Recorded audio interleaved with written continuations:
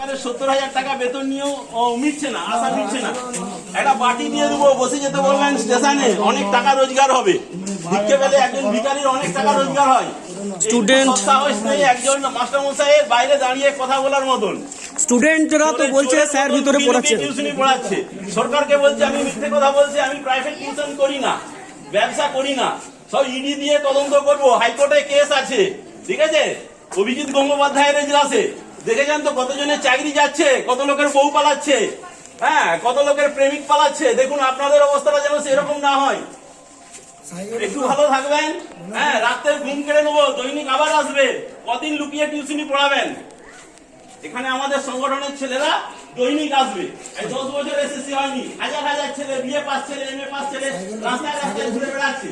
আপনারা সরকারের কাছে 2 বছর ধরে বসে বসে 70,000 টাকা করে বেতন নিচ্ছেন। হ্যাঁ, কত সাইকেল দেখুন, জুতো তো তুলেছি, তারপরেও আপনাদের খিদে মিটছে না।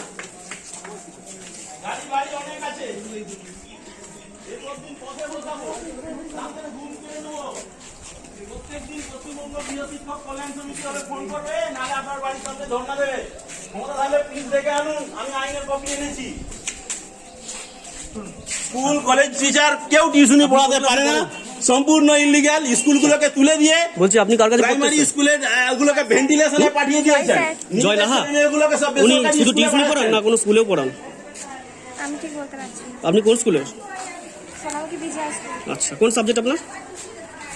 জয়লা সাবজেক্ট কি? ফিলোসফি। কোন টিচার পড়ায়?